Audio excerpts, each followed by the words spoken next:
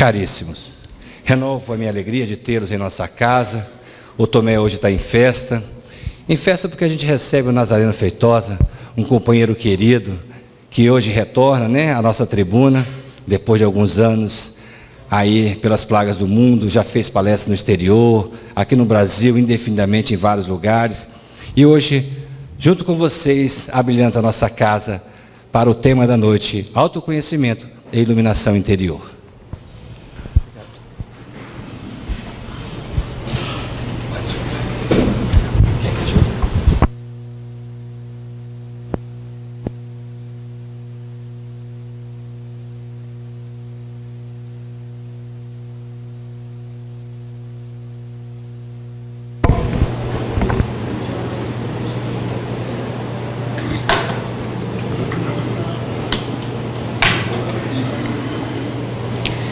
Queridos amigos, muito boa noite a todos. Sejam muito bem-vindos aqui à Sociedade de Estudos Espíritas Irmão Tomé, que eu tenho a honra e a alegria de poder retornar. Estivemos aqui já há cerca de 4, 5 anos, ainda na 9ª Semana Espírita da casa de vocês. E de lá para cá, o Roberto entrou em contato, mas não deu certo a agenda e também a chegada da Lívia, a nossa filhinha que chegou, então não deu certo a gente comparecer mais outras vezes.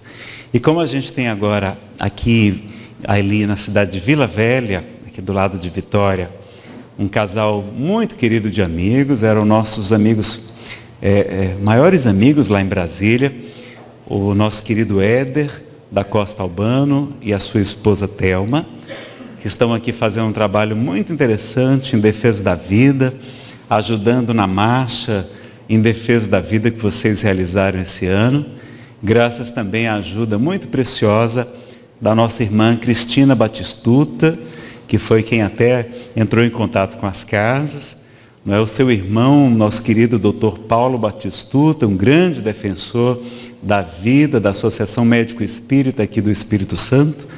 Então é uma honra muito grande, uma alegria poder estar aqui na casa de vocês, nessa cidade abençoada que acolhe esse casal de trabalhadores espíritas, muito querido, lá do Instituto Vida Bezerra de Menezes, de várias casas, no exterior também, eles moraram nos Estados Unidos, eu os conheci lá em Massachusetts, quando a gente esteve fazendo palestras naquela região. Agradecer ao Kleber e toda a equipe aqui do irmão Tomé, pela acolhida, pelo carinho, pela oportunidade. Bom, então nós vamos ter hoje um tema muito interessante. Como vimos na mensagem de Emmanuel, façamos nossa luz, a gente precisa fazer brilhar a luz íntima, fazer brilhar os talentos que o Pai nos confiou, colocando-os para multiplicar, a fim de que não fiquemos somente seguindo a luz dos outros, a luz do Evangelho, mas que nós também, por nossa vez, sejamos irradiadores de uma luz maior. Então, para começar, nós vamos ler um poema de um espírito amigo, ele não se identificou, eu não sou médium ostensivo propriamente, foi apenas pela inspiração, e quando a gente estava celebrando os 160 anos da doutrina espírita, a gente teve a oportunidade de receber esse poema. Vamos ler então?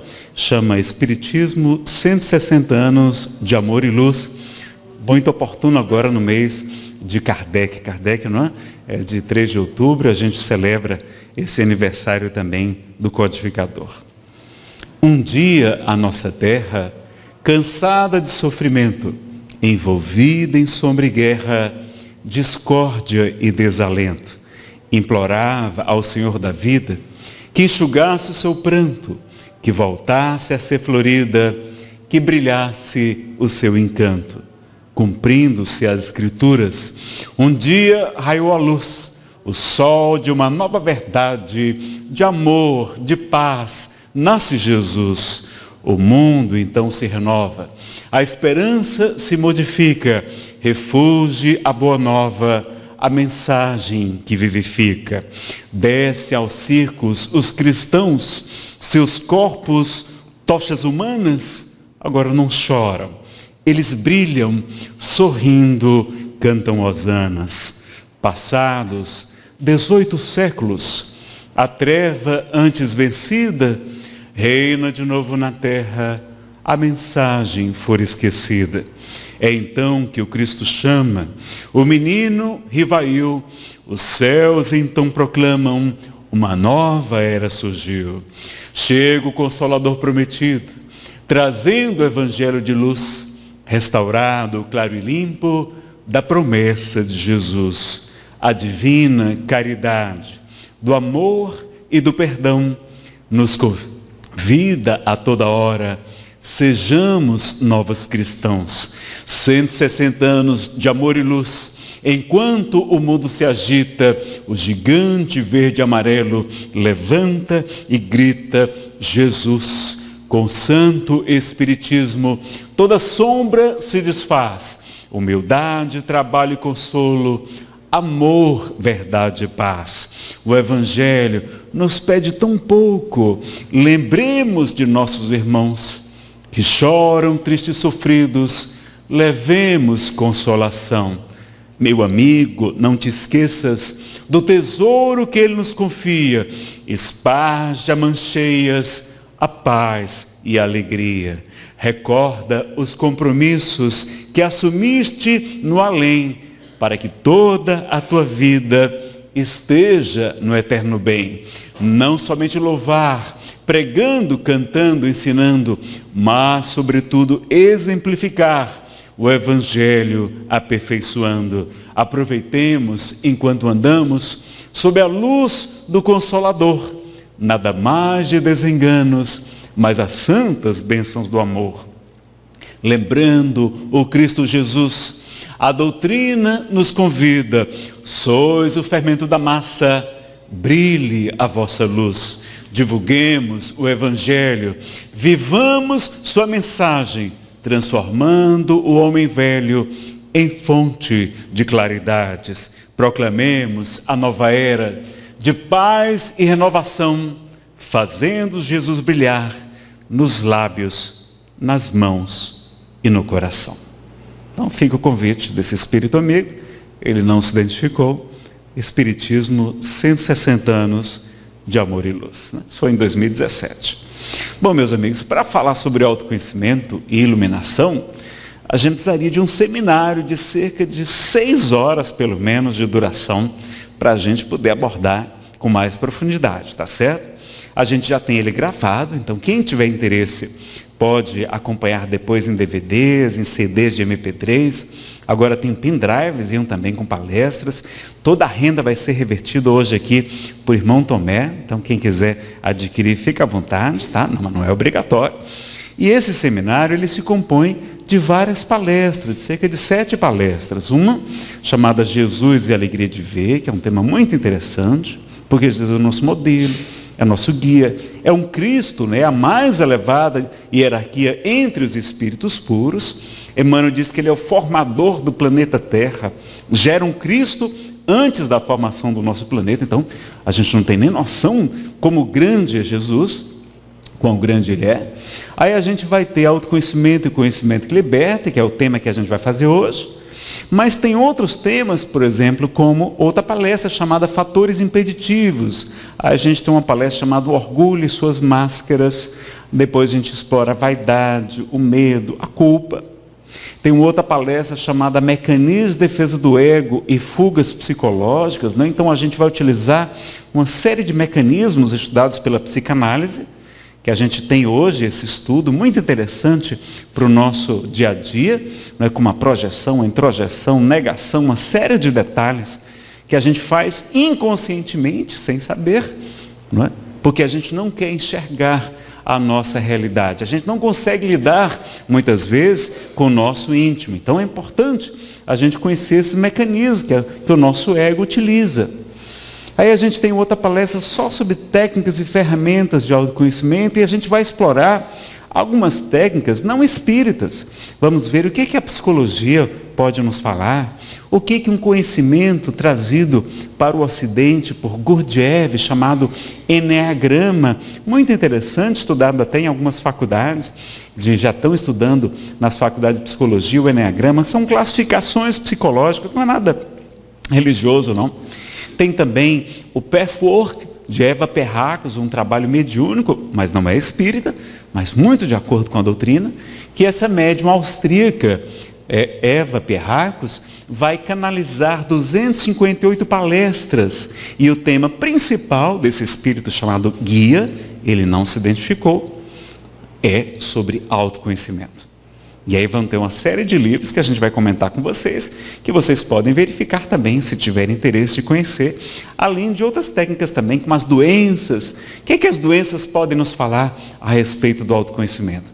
Será que dá para fazer autoconhecimento através das enfermidades do corpo? Será que o corpo fala? Não é? Também tem um livro muito interessante que eu vou indicar para vocês, tá certo? Aí a gente tem uma palestra explicando o que é, não é? Todos os perigos, quando é que é indicado, é muito raro precisar indicar, mas também a gente explica sobre terapia de regressão a vivências passadas, mas à luz da doutrina espírita. O que é que a doutrina fala sobre esse assunto? O que é que o Alberto Almeida, esse médico espírita, lá tão querido, expositor, que às vezes explora nas suas palestras, o que ele pode nos ensinar sobre terapia de regressão a vivências passadas, que ele utiliza no seu consultório, não é? Quando é necessário, tá? E a gente termina falando sobre iluminação e autorrealização. Exemplos de homens e mulheres que se iluminaram aqui na Terra, que a gente pode aprender muito com eles também, tá certo? Bom, vocês, sobre autoconhecimento, vocês devem lembrar que isso surgiu nesse oráculo, nesse templo de Delfos, cerca de 650 anos antes de Cristo, havia essa inscrição: ó homem, conhece-te a ti mesmo e conhecerás os deuses e o universo. Não é? A mitologia grega tinha vários deuses, e eles já falavam isso, e foi Sócrates, não é, que veio depois, na frase não é dele, tá? Ele vai vir mais tarde, antes de Jesus também, esse grande precursor da doutrina espírita, ensina Allan Kardec no livro Evangelho segundo o Espiritismo, ele e Platão, ele vai divulgar o conhece-te a ti mesmo. Né? Importante, esse homem tão sábio, foi considerado o homem mais sábio de sua época, esse grande filósofo, revolucionário em sua época, que a gente tem muito que aprender. Quando chega em O Livro dos Espíritos, esse missionário de Jesus, Allan Kardec, vai interrogar na questão 909. Ele vai perguntar aos espíritos superiores: qual o meio prático mais eficaz que tem o homem de se melhorar nesta vida e de resistir aos arrastamentos do mal? E o Espírito Santo Agostinho lhe responde: um sábio da vossa antiguidade vos disse: conhece-te a ti mesmo. E aí ele fica feliz com a resposta, mas não se contenta com ela. Ele vai perguntar: olha, compreendemos toda a sabedoria desta máxima, mas a dificuldade está precisamente em cada um conhecer a si mesmo. Qual o meio de consegui-lo? Então, como a gente vai ver aqui, a gente vai ter uma técnica, que é a chamada revisão diária, além de outras dicas que Santo Agostinho nos traz, mas não são a única. A gente pode buscar na psicologia, na psicanálise, nessas técnicas, não é, do conhecimento sufi, como o Enneagrama, a gente pode buscar para fazer o autoconhecimento também, tá certo? Vale a pena conhecer outras técnicas. Vamos lá. E aí Santo Agostinho explica: fazer o que eu fazia quando vivia na Terra. Ao fim do dia, interrogava a minha consciência, passava em revista, não é? Analisava o que havia feito e perguntava a mim mesmo se não faltara algum dever, se ninguém tivera motivo para se queixar de mim. Foi assim que cheguei a me conhecer e a ver o que em mim precisava de reforma. Isso ele em vida fazia isso, não é? Aquele que todas as noites recordasse todas as ações que praticara durante o dia e perguntasse a si mesmo o bem ou o mal que houvera feito, rogando a Deus e ao seu anjo da guarda, ao nosso mentor, nosso espírito guia, que o esclarecessem, adquiriria grande força para se aperfeiçoar, porque, crede-me, Deus o assistirá. Então ele fala logo, olha, que ele toda noite buscar ajuda, pedir a Deus e ao seu espírito guia para que o ajude, vai ganhar uma grande ajuda para promover esse processo do autoconhecimento. Então vamos pedir ajuda aos espíritos, vamos pedir ajuda ao nosso Pai Celestial, tá certo? Portanto, questionai-vos, né? Fazer pergunta, interrogai-vos sobre o que tendes feito e com que objetivo, não é o que somente, é para quê? Com que objetivo agistes em dada circunstância? Se fizeste alguma coisa que censurarias, se feita por outra. Se praticastes alguma ação que não ousarias confessar. Perguntai ainda isto: se aprovesse a Deus chamar-me neste momento, teria que temer o olhar de alguém ao entrar de novo no mundo dos espíritos, onde nada é oculto? Examinai o que podeis ter feito contra Deus, depois contra o vosso próximo, e finalmente contra vós mesmos, né? Tem que ter o auto-amor, e às vezes a gente está agindo contra nós mesmos, com auto-obsessão, com sentimento de culpa. Então a gente tem que saber lidar com a culpa. A culpa é só para a gente tomar consciência e recomeçar. Não é ficar preso na culpa, naqueles arrependimentos mórbidos, naqueles remorsos paralisantes. Porque o Cristo também nos disse: um trabalhador que lança a mão da charrua, que pega no arado e olha para trás, não é digno do reino dos céus. Não está apto ao reino de Deus, não é? Então ele vai dizer: as respostas acalmarão vossa consciência, ou indicarão um mal que precisa ser curado. O conhecimento de si mesmo é a chave do progresso individual. Olha quanta coisa, a gente lê isso rápido, não medita em cada palavrinha, por isso que eu destaquei algumas delas para vocês, tá? Mas direis: como pode alguém julgar-se a si mesmo? Não está aí a ilusão do amor próprio que atenua as faltas e as torna desculpáveis? O avarento se considera simplesmente econômico e previdente. O orgulhoso acredita ter apenas dignidade. Tudo isso é muito certo, mas tendes um meio de controle que não vos pode enganar.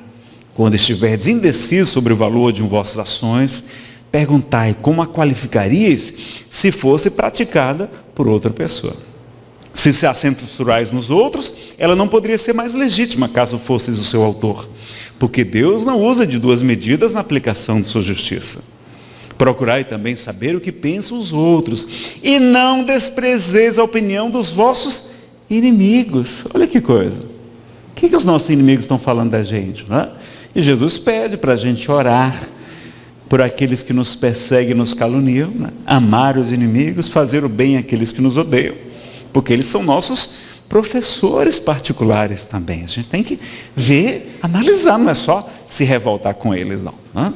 Já que estes não têm nenhum interesse em disfarçar a verdade, e Deus muitas vezes os coloca ao vosso lado como um espelho, a fim de que sejais advertidos com mais franqueza do que o faria um amigo. Formulai, portanto, a vós mesmos perguntas claras e precisas. Então, fazer perguntas claras e precisas. Não é só aquela coisa genérica, não. Isso aqui, o que foi? Como é que eu podia analisar se fosse outra pessoa? E não temais multiplicá-las, né? Repeti-las, inclusive. Pode-se muito bem consagrar alguns minutos, não por dia, pessoal, para conquistar a felicidade eterna. Não trabalhais todos os dias com vista a juntar haveres, a aposentadoria, que vos garantam repouso na velhice? Esse repouso não é o objeto de todos os vossos desejos, o fim que vos faz suportar fadigas e privações passageiras? Pois bem, que esse descanso de alguns dias da aposentadoria, perturbado pelas enfermidades do corpo, em comparação com o que espera o homem de bem, não valerá a pena fazer alguns esforços? Sei que muitos dizem que o presente é positivo e o futuro incerto. Ora, é exatamente essa ideia que estamos encarregados de destruir em vossas mentes, pois desejamos fazer que compreendais esse futuro de modo a não restar nenhuma dúvida em vossa alma.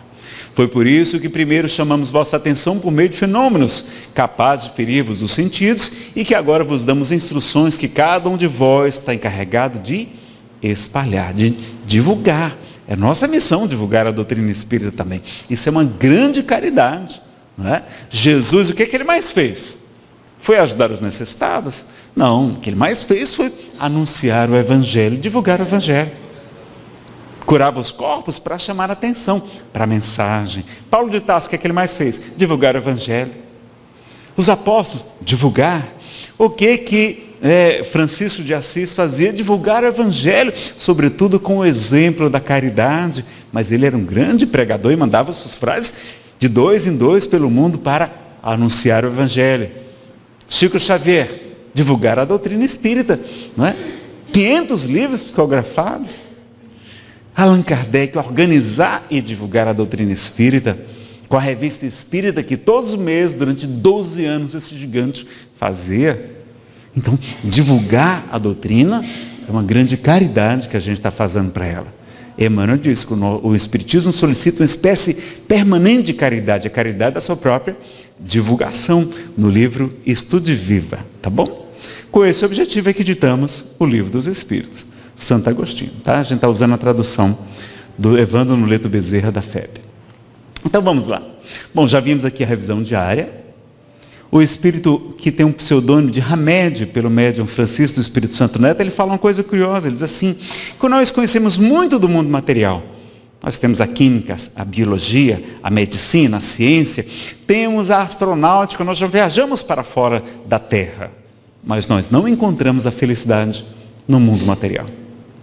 Ele fala também que nós, os espíritas, sobretudo, mas também os espiritualistas, conhecemos muito do mundo espiritual.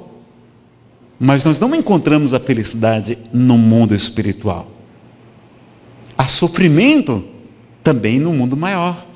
Há sofrimento, há depressão também entre os espíritos desencarnados. Então ele vai dizer que o mundo que a gente de fato precisa conhecer é o nosso mundo íntimo, porque o reino de Deus está dentro de vós. E assim como está no Evangelho de João, não é? Então, a gente lembrar disso, que é interessante, tá certo?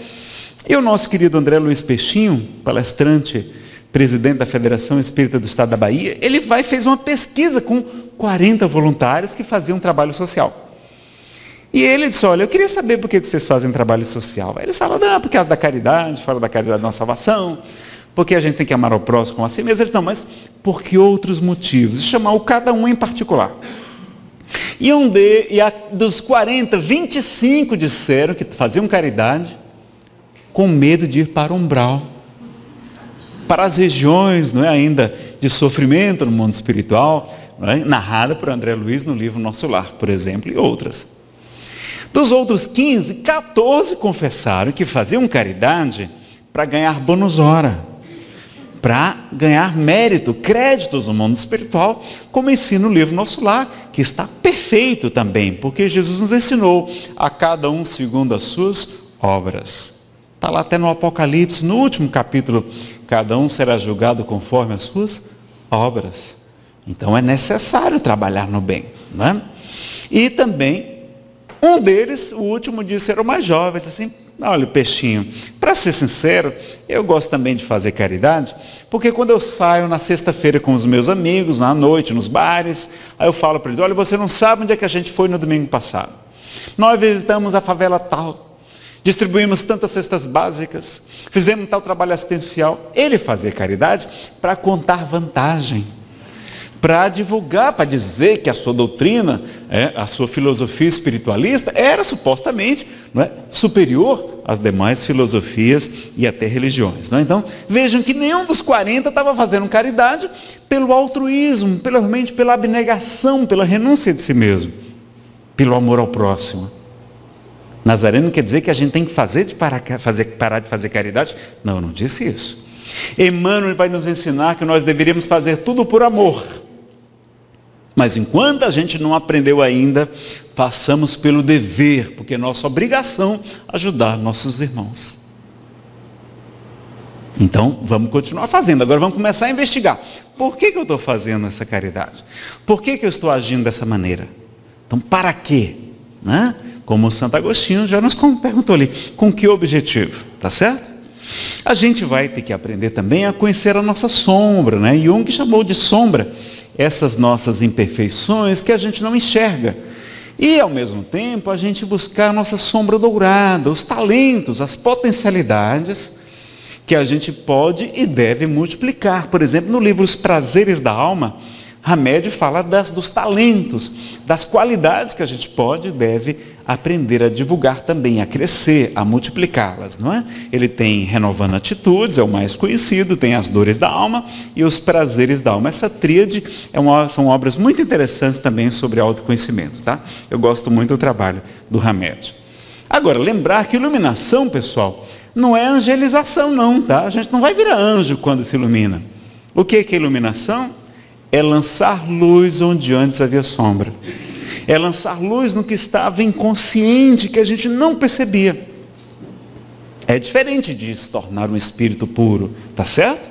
Então a gente vai, esse processo não é agradável, a gente vai descobrir muitos defeitinhos, muita coisinha que a gente não queria enxergar, muitos motivos que às vezes não são tão nobres para as nossas ações, não é? E eu conversando com a psicóloga lá em Brasília, ela me perguntou assim: Nazareno, você sabe por que você dá palestras? E eu disse: não é porque... Eu fiquei baixei, achando que era por causa da vaidade, não é? E tal, porque todo palestrante é meio exibidozinho, não é, pessoal? Eu acho que eu não conheço nenhum que não seja um pouquinho exibido, né? Aí ela disse: não, é porque você tem problema de autoestima. A sua autoestima é baixa. E aí você utiliza um mecanismo de defesa do ego. Olha aqueles mecanismos. Um deles, a gente estuda 29. São 29. Você utiliza um mecanismo de defesa chamado compensação. Você dá palestras para compensar a sua autoestima que não é boa. Para ver se você recebe o carinho das pessoas, o reconhecimento, os aplausos. Aquilo melhora a sua autoestima, mas não resolve. Você tem que trabalhar a autoestima que não está boa. E não ficar usando uma compensação. Olha como a gente não se conhece. E eu achando que era missionário de Jesus. Era problema de autoestima. Olha que vergonha. Veja como a gente não se conhece. A gente não se conhece, então a gente começa a investigar e começa a ver como tem egoísmo, nossa, como tem orgulho, como tem vaidade, como necessidade de querer agradar a todos. É uma face da vaidade, não é? Vaidade não é só preocupação excessiva com a aparência pessoal. Vaidade é também querer agradar a todos. A gente não vai conseguir. E eu sou vaidoso, eu queria que todo mundo gostasse das minhas palestras, mas claro que ninguém consegue isso, nem Jesus foi unanimidade, não é? Então, e também lembrar da autorrealização, a gente buscar se autorrealizar na família, no trabalho, na arte, no esporte, não é? No nosso lazer, enfim, a gente também buscar vários pilares para a nossa existência. Lembrando que Jesus nos convida: brilhe a vossa luz, tá?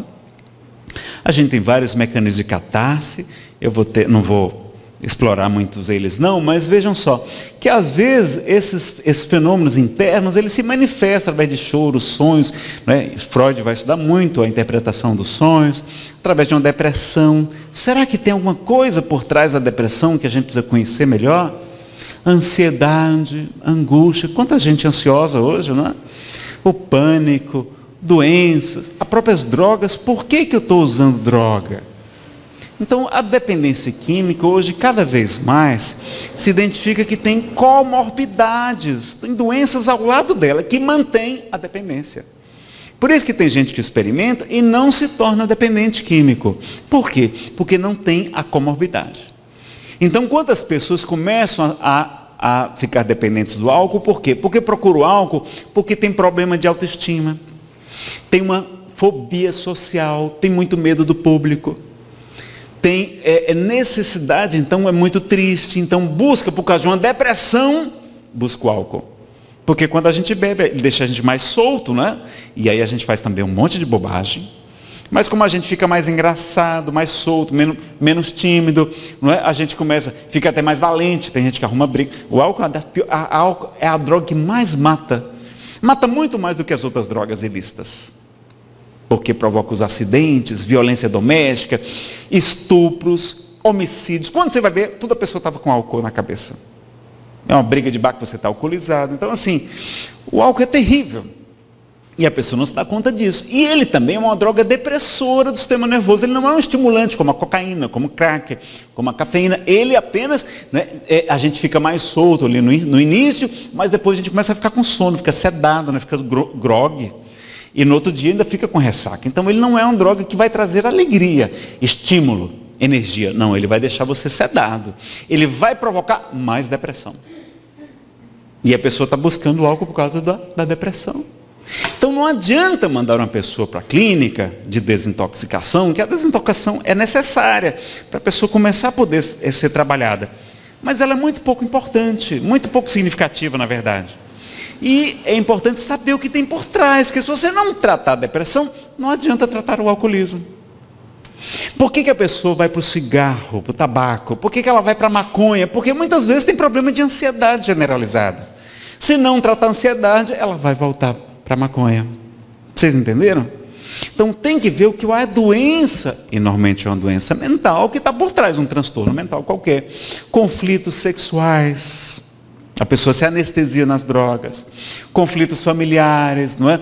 A questão da introversão muito grande, transtorno obsessivo compulsivo, o transtorno bipolar. O transtorno bipolar é um dos que a pessoa mais entra nas drogas. Porque ela ou fica com depressão, ou ela fica muito eufórica, muito corajosa, aí experimenta o baseado, experimenta o crack, e depois já está dependente, entenderam? Então tem que ver qual é a doença de fundo, a chamada comorbidade, a doença que está ao lado. Porque senão não adianta tratar a dependência química, tá bom? Então é importante a gente fazer esse estudo, porque não vai dar tempo da gente mergulhar. E tem fugas psicológicas, né? Então a gente vai para os vícios. Por quê? Porque a nossa vida, muitas vezes, está uma droga. A gente não está feliz com o nosso resultado, com nossas realizações, né? Então a vida é difícil, tem muita competição. Então a gente vai para as drogas, vai para vários vícios. Aqui tem vício de maledicência, vários vícios, a gente vai ver aqui, tá? Ou para o sono, a pessoa só quer dormir, fica naquela preguiça, ela não tem estímulo, porque ela não está bem, não é? Então, em vez de criticar o preguiçoso, tem que ver o que tem por trás da preguiça. Kardec remontava as causas, não se alimentava os efeitos das coisas. Então a gente tem que aprender com o codificador. Por que esse jovem que tem energia, que tem tudo, por que ele não quer levantar? Por que ele não quer sair? Não é? O que tem por trás? Não é normal isso. Será que não está uma depressão? Será que não é um transtorno bipolar e você não identifica porque tem hora que ele está alegre, tem hora que ele está triste? Você acha que é da adolescência, não é? O trabalho, às vezes a pessoa trabalha muitas horas e ela não quer, inconscientemente ela não quer voltar para casa. Porque não sabe lidar com os conflitos na sua casa, está infeliz no seu relacionamento. Então ela é um workaholic. Por quê? Porque não quer voltar, não sabe, mas ela não quer voltar. Ela trabalha 12 horas por dia. É porque ela não quer, às vezes, voltar para casa. Religião é a pessoa vir todo dia para a sua religião, para a sua igreja. Não, se não for aposentada, tem que ver se não tem algum probleminha, não é? E cadê a família? Não tem compromisso com a família, não é? Então tem que ver se não tem, como é que está essa situação. Não vamos exagerar. Também, às vezes, é uma fuga também, não é? TV, passa o dia na TV, naquelas TV a cabo, que você sempre pega as coisas pela metade e fica mudando de canal, não acaba, não assiste nada, né? Fica só rodando de canal para um lado para o outro, não vê nada e a vida acaba, a vida passa e você não fez nada, não estudou, não leu um livro espírita, né? Vamos tomar cuidado com esse negócio de muitos canais de televisão, tá? Notícia, fica vendo notícia de manhã, de tarde, de noite, os jogos, né? Aí vai para a jogatina, é tão dependente como a cocaína, provoca tanta dependência como a cocaína, para vocês terem ideia, essa questão de jogo de azar. Por isso que a gente é do movimento Brasil Sem Azar, contra a legalização, não vale a pena. O dinheiro que vai para o jogo é dinheiro que sai do consumo, da produção, que é para comprar alimento, que é comprar bens duráveis, né? Então, tira de um bolso e bota para o outro, então não gera renda, tá? Vai para a sexolatria, para a pornografia o tempo todo. Às vezes foge nas leituras, naqueles romances, etc. Nada contra, mas será que também não é uma fuga da realidade? Vejam quanta coisa a gente usa, não é? Aí vai para a fofoca, em vez de olhar a vida para o nosso íntimo, a gente vai olhar para a vizinha. Vai falar do colega de trabalho. Por quê? Porque a gente não olha para a gente, mas a gente enxerga a trave, né? O cisco do vizinho, mas a gente não enxerga a trave que cobre o nosso. Aí o Simão Pedro de Lima diz que a gente também é viciado em muquerela, é murmúrio, queixa, reclamação e lamentação. A gente adora uma muquerela. Tem gente que a vida toda é aquele pessimismo, pessoal, a gente tem que tomar cuidado. Sobretudo nessas épocas. Quando o pessoal for falar mal do Brasil, elogie. Porque a nossa psicosfera está terrível aqui no nosso país. A gente compara o Brasil com a Suíça, com a Noruega, com a Dinamarca, com os Estados Unidos. Não dá para comparar, são superpotências. Muito mais poderosos do que a gente. A gente é um país jovem ainda, não é? Então, tem que olhar o resto do planeta. Cadê os outros 189 países do mundo? Como é que estão? O IDH de Moçambique é 180. É o 180 na lista. A gente é o 79. A gente está no terço superior. Quando a gente compara que aqui, a gente reclama que às vezes o asfalto está esburacado. Lá em Moçambique não tem o que comer, meus amigos. 800 mil órfãos. Os pais morreram de AIDS, de malária, na guerra civil. E a gente critica o nosso país, porque a gente compara com o primeiro mundo. Não dá para comparar ainda. mas como o Brasil está muito crescendo absurdamente. Nosso país está muito bem, vamos agradecer e elogiar, e vamos comparar. Aí você fala, não, quando alguém for falar assim, não, mas eu estou ajudando lá no Fraternidade Sem Fronteiras, as crianças órfãs na África, lá em Madagascar, lá em Moçambique, naquelas aldeias pobres, e a pessoa não tem o que comer. Aí a pessoa, é mesmo? É. Vamos mudar essa sintonia. O Brasil precisa do nosso pensamento positivo. Kardec falou sobre telegrafia e fotografia do pensamento no livro Obras Póstumas, tá? Depois vocês checam lá também, tá bom? Não vai dar tempo a gente explorar muito. Aí tem gente que é viciada em piadas e muitas vezes inadequadas. Aí comida, por que a gente está indo atacar a comida, o doce, o chocolate? Será que não é carência afetiva? A saudade do seio da mãezinha? Aí a gente, para pensar aquela carência na região oral, a gente vai para o garfo de comida, vai para o cigarro na boca, vai para o copo de cachaça. É às vezes uma carência afetiva se manifestando naquele vício. E aí a gente vai até para a compulsão alimentar, que também é uma dependência, não é? Existe também, tá? Aí o consumismo, está triste, aí vai para o shopping, vai fazer compra, não é? E aí depois fica triste com a conta do cartão de crédito. Aí vai para o isolamento também, a pessoa se isola do mundo, né? E chegar até o suicídio. Então vejam quantas fugas psicológicas, porque a gente às vezes tem dificuldade de lidar com a nossa realidade. Como é importante fazer o autoconhecimento e verificar se a gente não está escapando. Eu sei que a gente vai se enquadrando aqui num ou no outro, não é? Ou em vários, mas é importante verificar o porquê, tá certo? E o que é que mais atrapalha o autoconhecimento? Bom, pessoal, é o orgulho. Não é? O orgulho no Espiritismo não é aquele orgulho satisfação, não. Eu estou satisfeito, meu filho está indo bem na escola, estou orgulhoso. Não tem nenhum problema. Quando os Espíritos falam sobre orgulho a Kardec, é a gente se achar superior aos outros. Aí a gente se coloca na posição de quem pode condenar. Fulano é criminoso. Político tal é corrupto. E cadê a caridade para com os criminosos que está lá no Evangelho segundo o Espiritismo? Não, ali eu leio, eu acho bonitinho, mas eu não sabia que o corrupto era criminoso. É aquele mesmo tipo. Se Jesus estivesse na Terra, estivesse aqui no Brasil, onde é que ele estava por esses dias? Lá no Congresso Nacional. Ele não andava com os coletores de impostos, os homens corruptos da sua época, com as prostitutas, ele estava lá, almoçando com os políticos, abraçado com eles lá, só que não estava fazendo maracutaia, estava falando do reino dos céus, dizendo que a ovelha desgarrada, quando retorna ao rebanho, os céus ficam muito mais felizes do que quando chegam 99 justos, né? Fala da dracma perdida, da parábola do filho pródigo. Esses nossos irmãos, todos os maus de hoje, serão os bons de amanhã.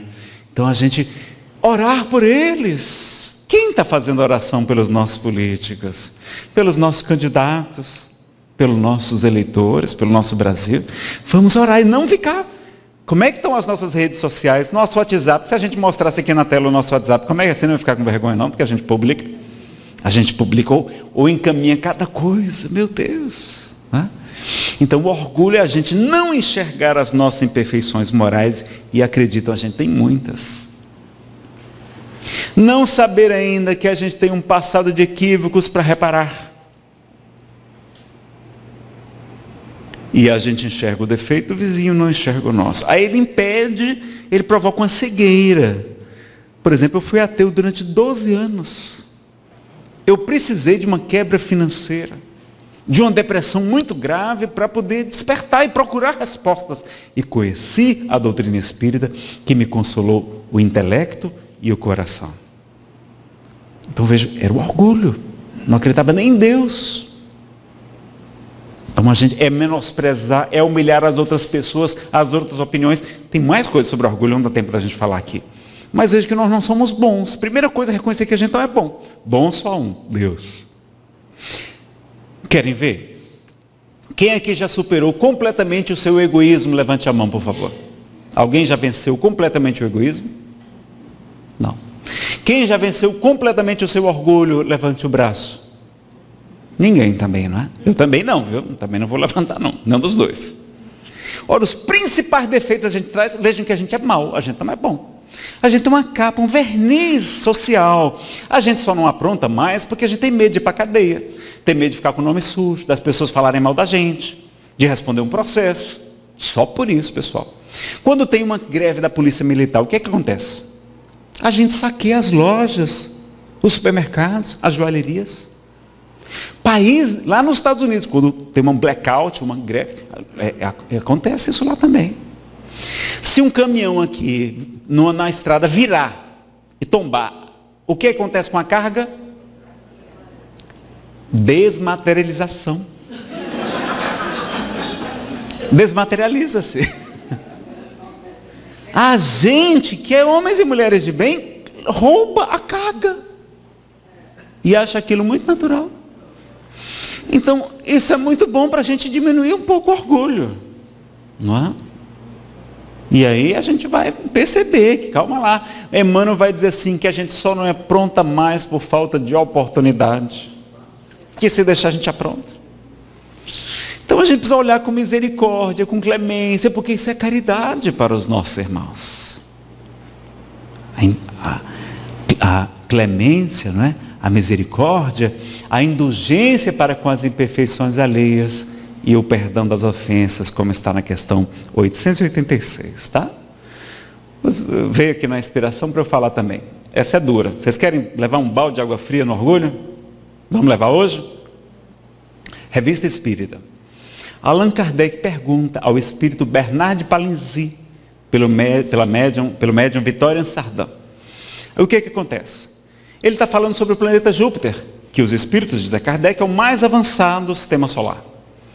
E aí Kardec fica perguntando como é que é a vida lá, e aí ele faz uma pergunta: olha, se o povo mais avançado aqui da Terra, a nata aqui da intelectualidade, da bondade aqui de Paris, por exemplo, fosse morar em Júpiter, qual a posição que eles ocupariam lá nesse planeta? Como é que eles iam ser lá nesse planeta? A nata aqui do planeta Terra. A mesma posição que entre vós ocupam os macacos. Os melhores da Terra seríamos considerados como se fossem macacos em Júpiter. Deu para ficar mais humilde? Deu para baixar a bola? Então, vamos em frente. Né? Mas tem uma palestra só sobre orgulho e seus básicos. 2 horas só sobre esse assunto, tá? Medo, culpa, vaidade, distrações também. E aí Jesus nos fala que no final dos tempos, muitos estarão distraídos. Distraídos com as coisas do mundo, com o consumismo, com as notícias, com tanta informação, com rede social. E ele vai dizer, buscar primeiro, não só, mas buscar primeiro o reino dos céus e a sua justiça. E tudo mais vos será acrescentado. Mas a gente está deixando de buscar o reino dos céus por último, não é?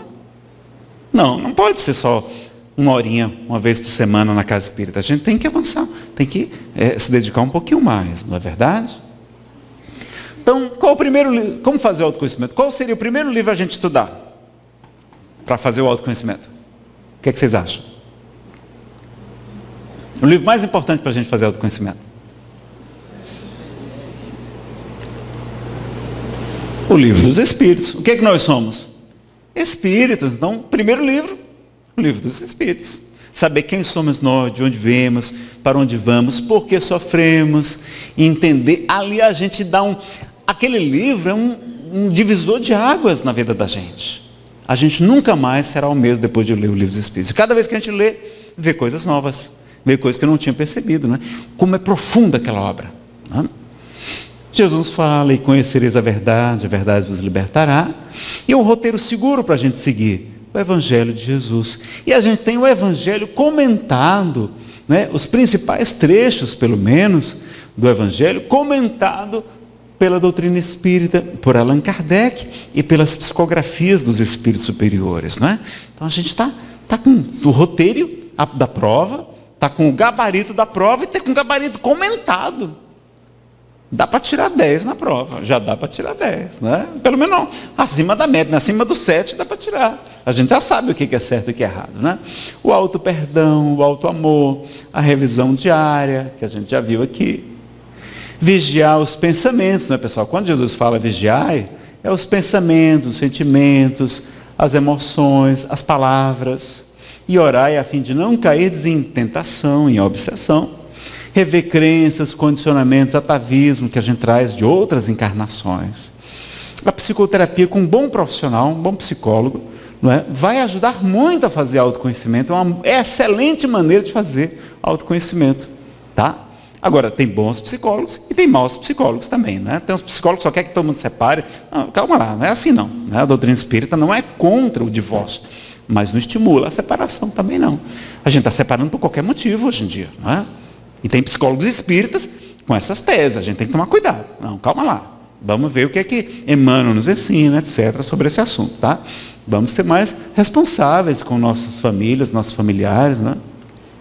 Saber que uma coisa é o conhecimento teórico, outra coisa é o conhecimento aplicado. A gente tem que aprender a tirar da teoria para a prática. Não é? O culto do Evangelho no lar, que é muito importante também para a gente fazer, aprender esse roteiro e estar lembrando uma vez por semana, 20 minutinhos.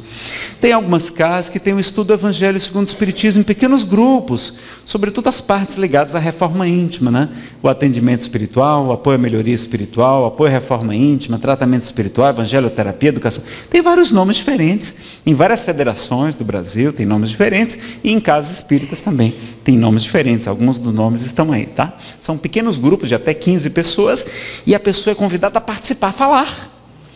Porque os terapeutas dizem que a doença sai pela boca. Quando a gente fala, a gente melhora. É por isso que a gente melhora tanto no psicólogo. Porque quando você verbaliza, você cai a ficha, você mobiliza aquelas energias. É uma catarse também você falar. Ajuda você a aliviar os sentimentos, tá certo? E aí a gente vai lembrar do conselho de Paulo, né? Confessai-vos uns aos outros. Aliás, é de Tiago, desculpa. Paulo ou Tiago. A oração, a meditação, não é? Inclusive o Projeto Manuel Filomeno de Miranda, lá do Divaldo, tem um estudo sobre meditação à luz da doutrina. O estudo de coleções de livros como Fonte Viva, Caminho, Verdade e Vida, Pão Nosso, Vinho de Luz e muitos outros dessa série de Emmanuel, né? Psicografada pelo Chico, como a gente leu aqui hoje. Viram que mensagem extraordinária? Exatamente do tema, o pessoal que escolheu. Ficou muito bem escolhido, acho que foi o Roberto que escolheu. A série Renovando Atitudes, que eu falei isso para vocês, do Hamed, pelo Francisco Espírito Santo Neto. A série psicológica de Joana de Ângeles, né? Muito profunda, você aprende Jung através de Joana de Ângeles e Divaldo. Mediunidade, a gente pode aprender muito nas reuniões mediúnicas, às vezes podem acontecer, se forem úteis, só se forem úteis para a gente, revelações sobre o passado ou sobre o nosso futuro, não é? A Kardec é revelada a sua missão, o seu futuro. A gente às vezes descobre encarnações anteriores, às vezes muito dolorosas, pessoal, soube de várias minhas, olha, nada recomendáveis. E às vezes os espíritos permitem para diminuir ainda mais o orgulho da gente, para a gente ver que a gente não é nada, a gente é horrível. E graças a Deus a gente começou a trabalhar no bem. Porque quando olho para trás mente, meu Deus, eu não vou contar para você não ficar com depressão, que dá depressão, juro a vocês. Quando eu soube, todas as vezes que eu descobri alguma das revelações, eu caí em profunda depressão. Fui bater no psicólogo. É bom que a gente vai para trás do psicólogo, né? Também, porque a gente fica ruim, tá? Por isso que não é bom estar contando para os assistidos os resultados das mediúnicas, né? O Enneagrama que eu falei para vocês, ó, tá? O Pathwork, esse nomezinho diferente, da Eva Perracos. Tem inclusive na internet as palestras, você pode baixar as palestras traduzidas para o português. O autoconhecimento pelas doenças, não é? Como a gente vai ver aqui. Agora, o mais importante, a gente tem que ter cuidado, porque não podemos esquecer o autoconhecimento, o conhecimento do outro, que é a caridade. Então, a gente estava lá em Brasília, por exemplo, no encontro da Federação Espírita do Estado, do Distrito Federal, aliás, lá é distrito, e a gente estava fazendo um encontro só sobre autoconhecimento. A manhã inteira, eram várias salas, vários trabalhadores, eu era um dos facilitadores, não é? E entrou um jovem lá no meio do nosso estudo. E ele estava visivelmente perturbado. É um rapaz que estava andando no meio da rua. E eles que sentiam uma vontade muito grande de entrar no centro espírita, entrou. Só que ele entrou e a gente estava lá preocupado com a disciplina, com a hora, tinha que terminar, a coordenadora ficava passando, era aquela hierarquia exagerada, até exagerada. E aí a gente com medo de não dar tempo de ver todo o material, a gente, olha, calma aí que a gente vai conversar com você no intervalo, vai ter um almoço aqui, você está convidado para almoçar com a gente, tá certo? E tal. E algumas das pessoas que estavam ao seu lado viram que ele estava realmente perturbado, realmente uma obsessão grave. E aí eles assim, olha, peraí que eu vou ali fora, já volto. Antes do intervalo, saiu e nunca mais voltou. Talvez tenha sido a única vez que ele entrou no centro espírita. Talvez aquele jovem dali fosse cometer o suicídio ou cometer um crime. Esteve nas nossas mãos a ovelha desgarrada e a gente estava tão preocupado com o autoconhecimento, com a disciplina, com a hierarquia, com a pontualidade, que esqueceu do outro. Foi um puxão de orelha imenso que os espíritos nos permitiram. Quando depois teve a plenária, que todos os trabalhadores se reuniram no grande salão, nos vários grupos, eu pedi para falar e disse, olha, hoje nós levamos um puxão de orelha dos espíritos. A gente tem que fazer o autoconhecimento. Mas, gente, primeiro que a gente não vai fazer um autoconhecimento 100% numa encarnação. Eu acho que é impossível isso. Só na condição de espírito puro que a gente vai fazer isso. Mas a gente não pode esquecer o autoconhecimento. Porque foi que Jesus nos condicionou para ser o único critério para a salvação aqui na terra, para a separação dos bodes, das ovelhas. Qual é o único critério que ele estabelece? Caridade. Porquanto eu tive fome, vós me deste de comer. Tive sede, me deste de beber.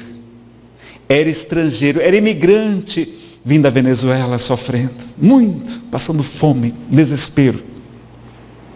Lá da África, da Síria, e me acolhestes. Estive preso ou enfermo, e me visitastes. Estava nu, e me vestistes. Jesus faz da caridade o único critério. Por isso que para nós é fora da caridade que não há salvação. Não precisa ser espírita, não precisa ser católico, não precisa aceitar Jesus, não precisa ser batizado, não precisa pagar o dízimo. Não, tem que fazer o que ele pediu. O que ele pediu? Caridade. E caridade, hoje a gente compreende que não é só a caridade material. Os Espíritos nos esclarecem na questão 886 que é a caridade benevolente, que é benevolência para com todos, ou seja, é ser bom para todos. Não precisava dizer mais nada, basta dizer isso, porque quem é bom para todos faz a caridade material e também faz o que vem em seguida na questão 886, que é indulgência para as imperfeições alheias, um desconto no defeito do próximo, é clemência, é misericórdia. E perdão das ofensas. Não precisava dizer isso, mas é tão importante o perdão, porque é perdoar para que Deus os perdoe. Porque se não perdoardes aos homens, também Deus não vos perdoará os vossos pecados. Não precisava dizer indulgência, mas eles reforçam. Por quê? Porque a gente é muito orgulhoso e a gente exagera no defeito do nosso irmão e não enxerga o nosso. É a projeção que Jesus nos ensinava há 2000 anos, está certo? Então, lembrar que caridade é muito mais do que a caridade material, né? Levar o evangelho, levar consolo, visitar um amigo, um sorriso, uma palavra, tudo isso é dar um livro, levar um CD, um DVD, olha aí, também pode, né? Quem quiser, fica com o convite também, tá certo? E aí tem muito mais coisa para a gente falar. Deixa eu ver como é que nós estamos aqui do tempo, já temos que ir concluindo. Eu vou só ver aqui alguns slides aqui para a gente ver que são importantes, tá? Essa mensagem é muito importante também, pena que não vai dar tempo da gente ver aqui hoje, que mais sofreu, porque aqui é os slides do seminário, pelo menos da primeira parte. Aqui, ó, que é o que eu falei com as outras técnicas, ó. A gente lembrar de Paulo, ele fala assim, não desprezeis as profecias, examinai tudo, retende o que for bom. Agora, uma coisa é a gente pesquisar coisas fora da doutrina, outra coisa é incorporar o espiritismo, tá? A gente não vai incorporar a doutrina, a gente pode falar sobre psicologia à luz da doutrina espírita, sobre técnica tal à luz da doutrina espírita, mas a gente não vai misturar as coisas, tá certo? Vamos saber o que é espiritismo e o que não é espiritismo propriamente dito, tá? E aí tem a psicologia transpessoal à luz da doutrina, não é? Esta obra é muito interessante, quem quiser bate uma foto aí, essa obra é muito interessante, é de 1983, foi um best-seller na Alemanha, chamado A Doença como Caminho, de um psicólogo e um médico, chamado Thor Deflesen e Rudger Dock. É um médico e um psicólogo, e eles falando como as doenças falam sobre a gente. Aí ele pega uma doença, né? E vai, o que é que tem por trás? Depressão. Aí eles falam, olha, pode ser agressividade reprimida, entre outras coisas. Eles estabelecem várias coisas. A gente não saber lidar com a nossa energia agressiva e está, muitas vezes, embotando ela, reprimindo a nossa energia agressiva, e a gente acaba ficando com depressão. Quanta coisa que a gente não sabe. Muito interessante essa obra. Tá? Tem outros livros, mas deles, esse do que eu os li, eu só li uns 2 ou 3, é o melhor. Tá? O Pé Fogo, de Eva Perracos. Tá? Quais são os livros dela? São esses 4 aqui, são os principais dela. É o Começa com o Caminho da Transformação. Tem Não Temos o Mal. É até o tema de uma palestra do Divaldo, né? Ele fala da Eva Perracos no seminário Perdão e Auto-Perdão. Esse aqui é sobre relacionamentos afetivos, chama Criando União, o significado espiritual dos relacionamentos, e Entrega ao Deus Interior, que é o mais avançado deles.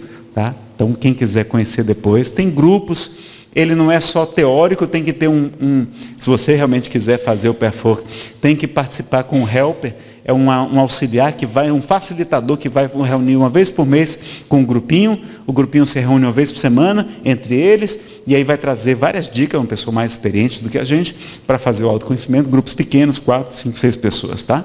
É muito interessante também para conhecer. O Eneagrama, que são classificações da personalidade, e olha que coisa curiosa, eles utilizam os defeitos, os 7 pecados capitais, com mais 2, eles pegam 9 defeitos nossos, e veem quais são os tipos de personalidade. Se a pessoa tem como base a ira, o orgulho, a vaidade, a inveja, a avareza, o medo, a gula, a luxúria e a preguiça. Eu sou esse tipo 9 aqui, ó. Eu adoro, eu sou meio preguiçosinho. Se deixar, eu fico acomodado. Não é? E ele é o pacifista. Quando ele está bem resolvido, é o pacifista, é o cara da turma, não é? Que gosta da paz, etc. E assim por diante. Mas tem os defeitos. Você pode ter o defeito redimido ou ainda atrapalhadinho, tá certo? Vale a pena conhecer também o Eneagrama. Tem muitas obras sobre esse assunto. E uma coisa muito importante para a gente concluir, qual a melhor maneira de afastar os maus espíritos? Vocês lembram qual a melhor maneira? Está lá no livro dos médiuns, no capítulo 23 da obsessão dos médiuns, um capítulo só sobre a obsessão, sobre a influência espiritual negativa. O que é a melhor maneira de afastar os maus espíritos? A prece ajuda, mas não é a melhor maneira. Vigiar os pensamentos também é muito importante, mas não é isso que os espíritos disseram a Kardec. Vamos ver lá, vamos lá. Olha como a gente é bom, a gente não conhece nem Kardec direito, pessoal. Não vamos lá para os outros sem ler nem Kardec primeiro. Tem que ler primeiro as obras de Kardec, que aqui está o segredo, olha lá. Ressalta do que fica dito o ensinamento de grande alcance, muito importante, que as imperfeições morais, que os nossos defeitos, orgulho, egoísmo, inveja, etc., lá os pecados capitais, sobretudo, não é? Dão aso, elas permitem a ação dos espíritos obsessores. E que o mais seguro meio da pessoa se livrar deles é atrair os bons espíritos pela prática do bem.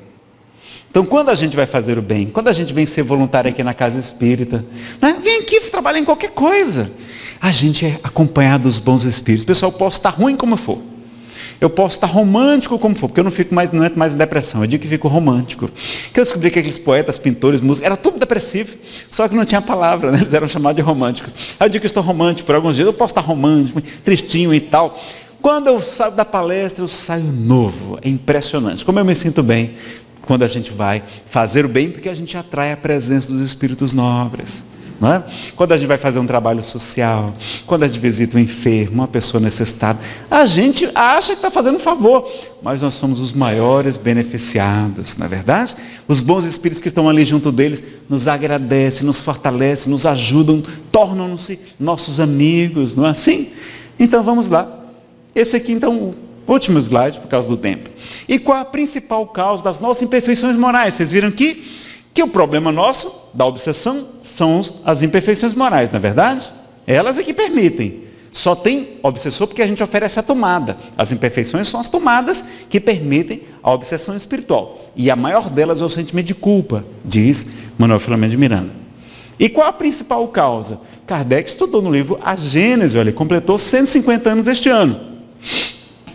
Já deu tempo de ler, né? 150 anos foi publicado, vocês não leram ainda? Tem que ler os milagres e as profecias, as predições segundo o Espiritismo, né? Quais são? Qual é a principal causa das nossas imperfeições morais? Eles estão falando tão baixinho que eu não sei se é encarnado ou desencarnado está respondendo, né? Baixinho, é porque vocês estão sem microfone. Mas vamos lá. Olha lá. Estudando-se todas as... Capítulo 3, item 10. Estudando-se todas as paixões, as imperfeições e todos os vícios, vê-se que as raízes de ambos se acham no instinto de conservação. Ele não aprofundou esse assunto, mas basta a gente refletir sobre ele. Quais são os instintos de conservação? A fome, a sede, o sono, o sexo, não é? O instinto maternal, a agressividade. A gente tem vários instintos de autopreservação da espécie. Mas tem um importante, mas que quando ele é exagerado, produz uma série das nossas imperfeições morais. Qual é? Acho que tem aqui a pergunta, né? A gente já viu aqui. Qual é? O medo. O medo em excesso, ele vai provocar um sério mau problema. Querem ver? Por exemplo, quando a gente tem medo de passar fome, privações, necessidades, a gente começa a acumular bens, riqueza, dinheiro.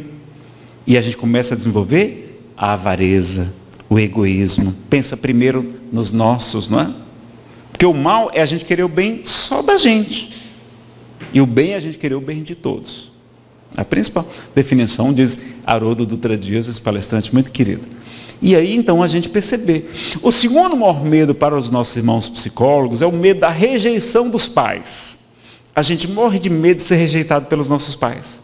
Quando eles gostam de pessoas bem-sucedidas financeiramente, o que a gente vai fazer? A gente vai desenvolver ainda mais o egoísmo, a avareza, a cobiça, a ganância, a ambição desmedida. Nós vamos fazer tudo para ganhar dinheiro, para receber o aplauso da família, da sociedade, vai vestir coisa bacana e tal. Por quê? Porque a gente tem muito medo das críticas, da rejeição. Aí a gente vai o quê? Vai corromper ou ser corrompido. Vai sonegar impostos, vai fraudar coisas para ganhar dinheiro. Vai pensar só na gente, não vai ajudar nossos irmãos, por causa do medo. Ciúme é amor? Não, ciúme é problema de autoestima. E a gente tem medo de perder o ente querido. A inveja é uma fruta do medo, porque aquela pessoa que brilha muito é uma ameaça para a nossa autoestima. A gente vê aquelas mulheres lindas, né, aquelas top models, elas têm cabelos maravilhosos, olhos encantadores, sorrisos contagiantes, corpos esculturais, são altas, belas, ricas, famosas, talentosas. E para terminar de arrasar com a gente, são extremamente magras. É concorrência desleal, a gente fica se achando baixinho, feinho, gordinho. Por quê? Porque aquelas mulheres parecem Deus e está botando Photoshop nas capas da revista, não tira tudo que é manchinha, tudo, né? Fica perfeita, ruguinha, tudo sai. Aí a gente fica o quê? Com inveja. Aí para compensar a inveja, a gente vai usar maledicência. Ah, fulana está usando droga. Ah, Divaldo é vaidoso. A gente vai começar a criticar para ver se diminuindo a gente se fortalece. Olha, inveja, maledicência, tem muito mais coisa, pessoal. A vaidade, não é? A crueldade desses meninozinhos que matam, é porque eles estão morrendo de medo. Aí eles matam de maneira cruel para que ninguém venha desafiá-los, para se tornarem um chefe do tráfico. É medo que está por trás, não é crueldade, não. Entendem? Olha, quanta coisa por trás do medo. A gente não vai ter tempo, não, de explorar tudo. Mas, qual o melhor remédio contra o medo, pessoal? Olha, quanta coisa. Ansiedade, olha lá. Medo do futuro. E a gente esquece que a gente programa o principal gênero de provas que a gente vai passar aqui na Terra, diz o Livro dos Espíritos, questão 258, seguinte, da escolha das provas.